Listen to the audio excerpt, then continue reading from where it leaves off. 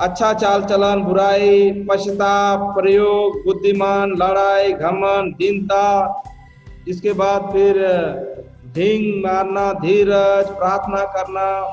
लेकिन इतने जो विषय है, इतने जो बातें बोलता है, उसमें से सबसे ज्यादा विश्वास, इतने जो बातें बताया उसमें से ज्यादा जो है बताया, बोला गया है अपने अनुभव में, वो है विश्वास। और जब हम वचन 4 का 7 से 12 तक पढ़ते हैं तो यहाँ पर हम देखते हैं, मैंने जो बनाया है टॉपिक, वो बोलता है हम परमेश्वर के करीब, परमेश्वर के नजदीक, या परमेश्वर के चरणों में, या परमेश्वर के क्लोज, परमेश्वर के साथ क्लोज होने के लिए हम क्या कैसे कर सकते हैं, या कैसे आ सकते हैं, परमेश्वर के नजदीक हम कैसे आ सकते हैं, या फिर परमेश्वर के करीब हम कैसे आ सकते हैं।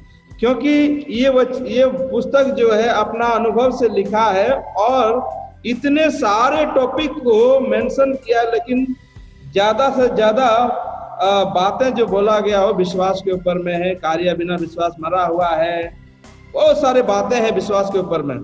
लेकिन ये जो वचन है, हम इसमें आज देखेंगे कि हम परमेश्वर के नजदीक, परमेश्वर के करीब कैसे आ सकते हैं। और परमेश्वर के करीब आने के लिए हमें 5 बातें हम पाते हैं इस वचन से। परमेश्वर के करीब आने के लिए हमें 5 बातें पाते हैं, और ये बहुत जरूरी है ऐसे संकट के समय में, दुखित के समय में, परेशानी के समय में, टेंशन के समय में, महामारी के समय में, कोविड के समय में। ये हम विश्वासियों का जरूरी है कि हम परमेश्वर के करीब आए, परमेश्वर के नजदीक आए, परमेश्वर के सन्मुख आए, प्रार्थना में समय बिताए। ये बहुत महत्वपूर्ण है। 5 बातें। पहला जो बात वचन 7 में बताया गया है, इसलिए परमेश्वर के अधीन हो जाओ और शैतान का सामना करो, तो वह तुम्हारे पास से भाग निकलेगा। फर्स्ट जो वर्ड है वचन 7 में हमको मिलता है, परमेश्वर के सामने नम्र हो जाए, परमेश्वर के अधीन हो जाओ। पहला जो शब्द है, ये परमेश्वर के नजदीक होना, परमेश्वर के सामने में नम्र होना, उसके करीब आने के लिए हम मसीहों को अति आवश्यकता है। अगर हम बोलेंगे नहीं मैं प्राउड हूं, मैं घमंड करता हूं, घमंड के साथ में परमेश्वर के साथ आता हूं या प्राउड के साथ में आता हूं, वो नेगेटिव या गलत चीजें आपके ऊपर, हमारे ऊपर लेके आता है। लेकिन क्या बोलते हैं, याकूब जो कहता है, वो अपने आप को बोल रहा है, मैं परमेश्वर के करीब जाने के लिए मैं परमेश्वर के अधीन में रहा, उसके वचनों को सुनते गया, उसका वचनों को पालन करते गया, अपने आप को नम्र बना, इसलिए मैं उसके करीब गया। और हमें अति आवश्यकता है नम्र बनने के लिए। जितना हम नम्र बनेंगे उतना परमेश्वर हमें उसके सन्मुख में, उसके नजरों में हमें उठाएगा। जितना हम परमेश्वर के अधीन में रहेंगे, जितना हम परमेश्वर की उपस्थिति में रहेंगे, उतना हम आत्मिक जीवन में, विश्वास जीवन में हम उन्नति करेंगे। पहला बात जो बताया है कि परमेश्वर के करीब आने के लिए परमेश्वर के सामने हमें नम्र होना है, उसके अधीन में रहना है। जब हम परमेश्वर के सामने में नम्र होते हैं तो परमेश्वर हमको और ज्यादा से ज्यादा उसके करीब आने के लिए हमें सहायता करता है। ये याकूब अपना अनुभव शेयर कर रहा है। दूसरी बात जो है, हम उसी वचन में 7 वचन में पाते हैं, बोलता शैतान को सामना करो। ये बहुत बड़ा शब्द है। शैतान को सामना किसने किया था? यीशु मसीह ने पहले किया था। यीशु मसीह लूका सुसमाचार 4 अध्याय में किया था, और शैतान को इतना जो जबरदस्त सामना किया कि शैतान जो है यीशु मसीह के सामने से भागना पड़ा, यीशु मसीह के सामने से दूर जाना पड़ा। इसलिए दूर जाना पड़ा क्योंकि वो शैतान जो है यीशु मसीह को क्या बोलते हैं, गिराने के लिए, यीशु मसीह को धमकाने के लिए प्रयास कर रहा था। लेकिन ये नहीं जानता था शैतान कि परमेश्वर ने शैतान को भी सृष्टि किया है, लेकिन वो उसके अधीन में नहीं रहा, उसके अनुसरण नहीं किया, जिसके कारण परमेश्वर ने उसे साइड कर दिया और परमेश्वर के विरोध में कार्य करने लगा। इसलिए वचन कहता है, वचन 7 में, कि शैतान का सामना करो तो वह तुम्हारे पास से भाग निकलेगा। आज आपके परिवार में, हमारे परिवार में जितने भी समस्या है, जितने भी तकलीफें हैं, हो सकता है कोई शैतान की तरफ से आया होगा, हो सकता है कुछ ऐसे ही आया होगा, लेकिन इससे भगाने के लिए, इससे दूर करने के लिए हमें दृढ़ होने की आवश्यकता है। कौन सी में दृढ़ होने की आवश्यकता है? हमें विश्वास में दृढ़ होने की आवश्यकता है। जब हम विश्वास में दृढ़ होंगे, जब हम विश्वास में मजबूत होंगे, तो शैतान जो है हमारे सामने से भागेगा, हमारे सामने से निकलेगा और वो दूर भाग जाएगा। क्योंकि शैतान को परमेश्वर ने 2020 वर्ष पूर्व अपने पांव के नीचे कर दिया था, और वो प्रयास करता है तंग करने के लिए, वो प्रयास करता है टेंशन डालने के लिए, वो प्रयास करता है समस्याएं डालने के लिए। लेकिन हम विजय पाए हुए लोग हैं, हम जीते हुए लोग हैं, हम जय पाए हुए लोग हैं, वो कभी जीत नहीं पाएगा। शैतान को सामना करने की आवश्यकता है, बीमारी को सामना करने की आवश्यकता है, टेंशन को सामना करने की आवश्यकता है, मुसीबतों को सामना करने की आवश्यकता है, समस्याओं को सामना करने की आवश्यकता है। जब हम ये सब सामना करेंगे, परमेश्वर वो दूर करेगा, हम जय पाएंगे, क्योंकि हम जीते हुए लोग हैं, हम परमेश्वर के संतान हैं। इसलिए हमें, चाहे वो जितना भी परीक्षा में है, जितना भी समस्या में, जितना भी तकलीफे में है, हम खड़ा रहे, हम अपने पांव में मजबूत रहे, हम अपने विश्वास में दृढ़ रहे और उसे सामना करें। याकूब जो है, ये सारे बातें वो जिक्र कर रहा था, इसलिए वो जिक्र कर रहा था क्योंकि परमेश्वर के नजदीक आने के लिए, परमेश्वर के सन्मुख आने के लिए जो है समस्याएं, शैतान, टेंशन, ये सारे चीजों को उसने सामना किया।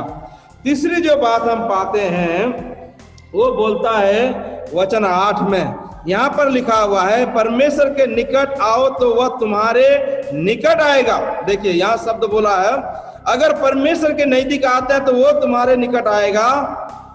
हे पापियों, अपने हाथ शुद्ध करो और दुचिते लोगों, अपने हृदय को पवित्र करो। परमेश्वर के सन्मुख आने के लिए, परमेश्वर के करीब आने के लिए ऐसे परिस्थिति में वो बोलता है कि हमें अपने आप को शुद्ध करने की आवश्यकता है, हमें अपने आप को परमेश्वर के नजदीक आने की आवश्यकता है। यहाँ बोलता है हमें पवित्र होना अति आवश्यकता है। जैसे पिछले दिनों में हम लोग सुन रहे थे, हमारे देह जो है पवित्र आत्मा का मंदिर है, हमारे देह जो है वो पवित्र आत्मा का मंदिर, और जो उस मंदिर को नाश करना चाहेगा, परमेश्वर उसे नाश करेगा। इसीलिए हमें पवित्र आत्मा का मंदिर के साथ तुलना किया। पवित्र आत्मा जो मंदिर है, हमारे शरीर के बारे में बोला गया है, उसे पवित्र करना है, पवित्र रखना है। और पवित्र जब हम रखते हैं, जब हम अपने आप को पवित्र रहते हैं, तो हम परमेश्वर के नैतिकता में जाते हैं, परमेश्वर के नैतिकता में हम आते हैं। इसलिए यहाँ पर वो बोल रहा है, अगर आप परमेश्वर के निकट जाओगे तो परमेश्वर भी आपके निकट आएगा। याकूब जो है वो बता रहा है कि परमेश्वर के सन्मुख जाने के लिए, परमेश्वर के करीब जाने के लिए हमें पहले उसके सन्मुख जाने की आवश्यकता है, उसकी आराधना करने की आवश्यकता है, उसकी उपासना करने की आवश्यकता है, तो वो हमारे पास आएगा। हमें पवित्र होने की आवश्यकता, क्योंकि परमेश्वर सिद्ध है, परमेश्वर पवित्र है, यीशु पवित्र है, हमें भी पवित्र बनना है। इसलिए परमेश्वर के करीब आने के लिए पहला बात जो हम लोगों ने देखा था कि हमें परमेश्वर के अधीन में रहना है। दूसरी बात जो हम लोगों ने देखा था, समस्याएं, टेंशन, शैतान, सारे को हमें सामना करने की आवश्यकता है। तीसरी बात जो आज अभी हम लोग देखें कि हमें पवित्र होने की आवश्यकता है। इसलिए पौलुस ने तिमोथी को बोला था उसका 4:12 में कि तिमोथी तुम यंग हो, तिमोथी तुम जवान हो, तिमोथी तुम छोटे हो, तिमोथी तुमसे सीनियर बिलीवर्स है कलीसिया में, तुम्हें 5 बातों में ध्यान देने की आवश्यकता है। वो बोलता था पवित्र होने की, प्रार्थना करने की, ऐसे आराधना करने की, चर्च संचालन अच्छी तरह से करने की, लेकिन उसमें से ज्यादा बात बोला गया था, जिक्र किया गया था, वो बोला था प्यूरिटी, है ना, पवित्रताई में जिंदगी बिताने की, पवित्रताई में जीने की आवश्यकता है, क्योंकि तुम एक चर्च का अगुआ है। यहाँ पर भी याकूब यही बात जिक्र कर रहा है कि हे मेरे प्यारे भाई और बहनों, यहाँ पर याकूब यही बात बोल रहा है कि हमें उसके नजदीक जाना। कैसे हम परमेश्वर के नजदीक जाएंगे, कैसे हम परमेश्वर के करीब जाएंगे? प्रार्थना करने के द्वारा, पवित्रताई होने के द्वारा, वचन पढ़ने के द्वारा, आराधना करने के द्वारा हम परमेश्वर के नजदीक या सन्मुख या करीब जा सकते हैं।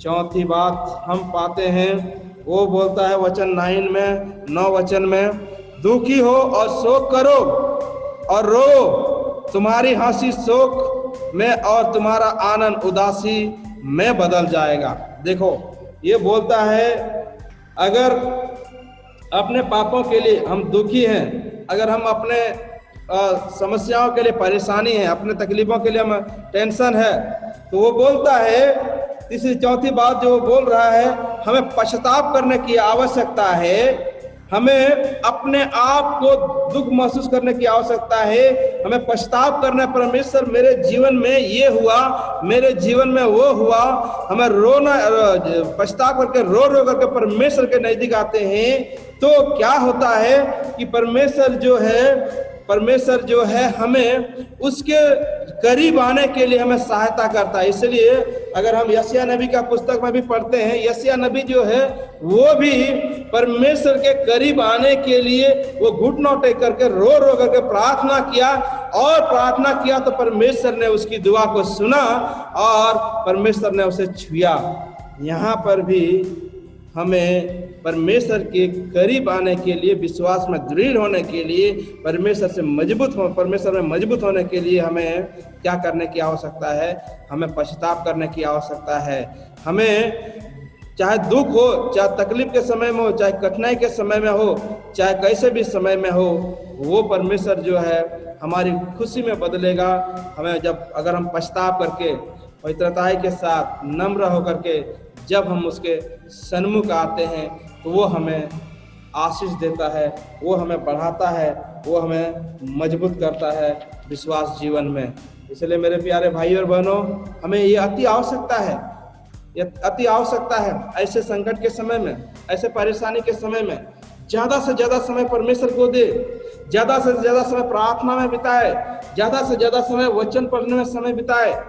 अगर नहीं बिता पाते हैं दिन में, कम से कम रात में सोने से पहले थोड़ी देर, हे प्रभु, हालेलुया, प्रेज द लॉर्ड, यीशु की लहू की जय, ये सारे बातें बोल करके कम से कम थोड़ी देर तो आप समय बिता सकते हैं।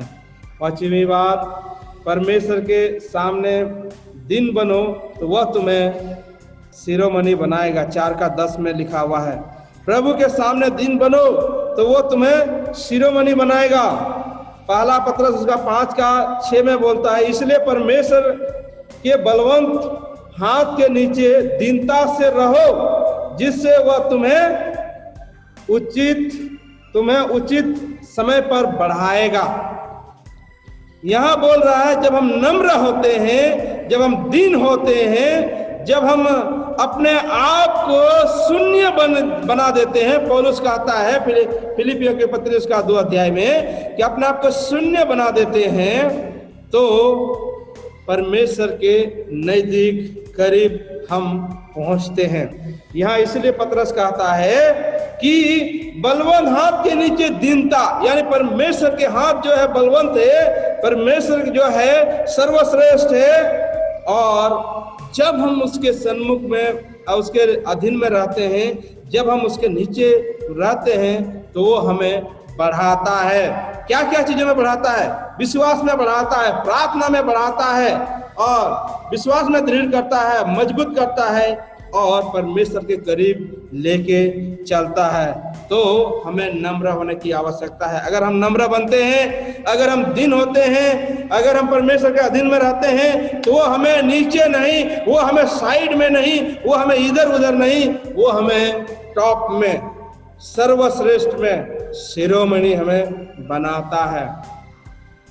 ऐसे परिस्थिति में हमें नम्र होने की अति आवश्यकता है। ऐसे परिस्थिति में हमें नम्र होने की बहुत जरूरी है। जब हम नम्र होते हैं, जब हम नम्र होते हैं, तो हम प्रभु के नजदीक आते हैं, वचनों में बढ़ते हैं। वचन 11 और 12 में इस तरह से लिखा हुआ है, ये हे भाइयों, एक दूसरे की बदनामी ना करो। जो अपने भाई की बदनामी करता है या भाई पर दोष लगाता है, वह व्यवस्था की बदनामी करता है। पूरा अगर पढ़ेंगे तो ये वचन जो है बता रहा, दूसरों के ऊपर न्याय नहीं करना, दूसरों के ऊपर व्यवस्था के बारे में नहीं बोलना, कानून के बारे में नहीं बोलना। इसलिए मत्ती रचित समाचार उसका 22 अध्याय 37 से 40 तक में कहता है, व्यवस्था एक्चुअली व्यवस्था है क्या। वो बोलता है, यीशु मसीह बोलता है कि आप अपने बुद्धि से, दिमाग से परमेश्वर को प्रेम करो, यही सबसे बड़ी व्यवस्था है, यही सबसे बड़ी आज्ञाएं हैं। और अपने पड़ोसी को अपने समान प्रेम रखो, यही सबसे बड़ी आज्ञा है। 12 वचन में हमें ये सिखाता अपने हम कौन होते हैं जो पड़ोसी के ऊपर दोष लगाते हैं, क्योंकि बाइबल में लिखा दोष मत लगाओ, नहीं तो तुम पर भी दोष लगाया जाएगा। हम परमेश्वर के करीब अगर जाना चाहते हैं, परमेश्वर के नजदीक जाना चाहते हैं, परमेश्वर के सन्मुख जाना चाहते हैं, तो दोष भी नहीं लगाना है, किसी के ऊपर आंगुली ऐसे नहीं दिखाना है, क्योंकि परमेश्वर हमें नम्र सिखाता है, परमेश्वर हमें दिन बनने के लिए सिखाता है और उसकी व्यवस्था के अनुसार चलने के लिए वो हमें सिखाता है। रोमियो उसका 13 का 6 के 10 तक में पढ़ेंगे तो बोलता है, हम उस व्यवस्था का पालन करना है जो प्रभु यीशु ने हमें सिखाया। और व्यवस्था क्या है? प्रेम करो एक दूसरे के द्वारा। परमेश्वर के सन्मुख जाने के लिए, परमेश्वर के नजदीक जाने के लिए प्रेम करने की आवश्यकता है ना, एक दूसरे को प्रेम करने की आवश्यकता है। इसलिए मेरे प्यारे भाई और बहनों, हम यही बताना चाहते हैं, ये हमें समझने की आवश्यकता है कि जब हम नम्र बनते हैं तो हमें वो शिरोमणि बनाता है। और हमें चेतावनी किसी को देना नहीं है, हमें चेतावनी देने की आवश्यकता नहीं। व्यवस्था क्या बोलता है, आज्ञा क्या बोलता है? वो बोलता है तुम जैसे प्रेम करते हो वैसे ही अपने पड़ोसी से भी प्रेम करो। ये वचन एग्जैक्टली लागू होता है हम सबों के ऊपर में।